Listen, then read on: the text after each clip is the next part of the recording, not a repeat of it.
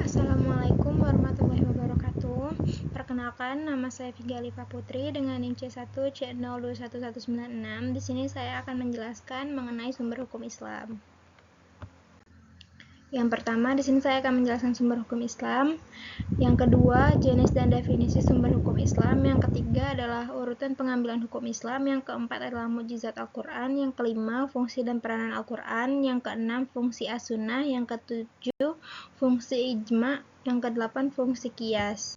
Baiklah, yang pertama, sumber hukum Islam. Hukum Islam bukan hanya sebuah teori saja, namun adalah sebuah aturan-aturan untuk diterapkan di dalam sendi kehidupan manusia.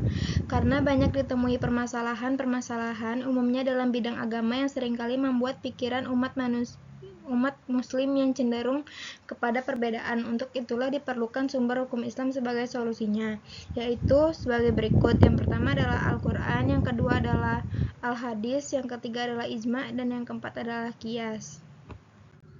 Yang kedua, saya akan menjelaskan jenis dan definisi sumber hukum Islam. Islam bersumber dari Al-Quran dan Hadis. Al-Quran adalah sumber hukum utama yang dari semua ajaran syariat Islam. Kisah Al-Quran diturunkan kepada Nabi Muhammad SAW di saat Nabi menerima wahyu pertama di Gua Hira, yaitu pada tanggal 610 Masehi, tepatnya pada malam 17 Ramadan. Bisa disebut peristiwa nuzulul Quran. Al-Hadis adalah suatu perbuatan, perkataan, ketetapan Rasulullah. Hadis dibagi menjadi sebagai 3 bagian, yaitu qauliyah atau ucapan, takririyah atau membiarkan sesuatu perbuatan, dan yang terakhir adalah fi'liyah atau perbuatan dari Nabi langsung. Selanjutnya saya akan menjelaskan urutan pengambilan hukum Islam. Sumber-sumber hukum Islam yakni Al-Quran, Hadis, Ijma', dan Qiyas. Teori telaah hukum yang diawali oleh sahabat Mu'adz bin Jabal ini dilanjutkan oleh intelektual muslim dari generasi ke generasi, salah satunya Imam Syafi'i. Ustadz Tuku Khairul Fazli LC dalam bukunya Ushul Fikih Mazhab Syafi'i mengatakan Imam Syafi'i sebagaimana para ulama lainnya menetapkan bahwa Al-Quran merupakan sumber hukum Islam yang paling pokok. Selanjutnya adalah mukjizat Al-Quran. Fakta sejarah dan dalil-dalil Al-Quran telah jelas menerangkan bahwa kemukjizatan Al-Quran itu berasal dari Al-Quran itu sendiri. Adapun kemukjizatan Al-Quran dapat ditinjau dari beberapa segi, di antaranya yang pertama adalah keindahan bahasa, yang kedua munasabah, yang ketiga berita gaib, yang keempat informasi sejarah, yang kelima ilmu pengetahuan, yang keenam adalah hukum, dan yang ketujuh adalah bilangan. Fungsi peranan Al-Quran. Al-Quran tidak hanya mengatur hubungan antara manusia dan Tuhannya, namun juga mengatur hubungan antara manusia dengan alam. Dalam kehidupan manusia, Al-Quran memiliki beberapa fungsi yang seperti berikut. Yang pertama adalah sebagai al-huda atau petunjuk, yang kedua adalah sebagai al-furqan sebagai pemisah, yang ketiga adalah sebagai asyifa sebagai obat, yang keempat adalah sebagai al-mauziyah atau nasihat.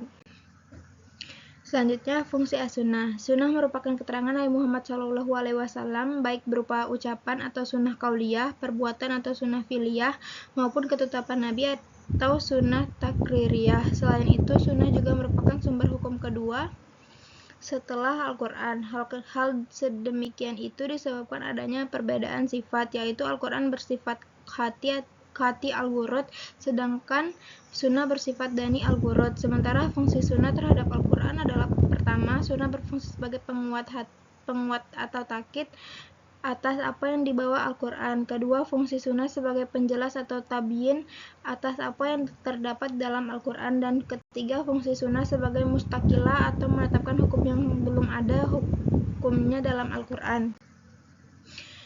Selanjutnya, fungsi ijma'. Ijma' berfungsi dalam membuat kesepakatan para ulama dalam menetapkan suatu hukum. Hukum dalam agama berdasarkan Al-Quran dan Hadis dalam suatu perkara yang terjadi. Unsur-unsur ijma' yaitu yang pertama adanya kesepakatan seluruh mujtahid dari kalangan umat Islam atau ulama. Yang kedua adalah suatu kesepakatan yang dilakukan haruslah dinyatakan secara jelas. Yang ketiga, yang melakukan kesepakatan tersebut adalah mujtahid. Yang keempat, kesepakatan tersebut terjadi setelah wafatnya Rasulullah. Yang kelima, yang disepakati itu adalah hukum syara mengenai suatu masalah atau peristiwa hukum tertentu. Ijma' umat terbagi menjadi dua, yaitu ijma' qauli dan ijma' sukuti.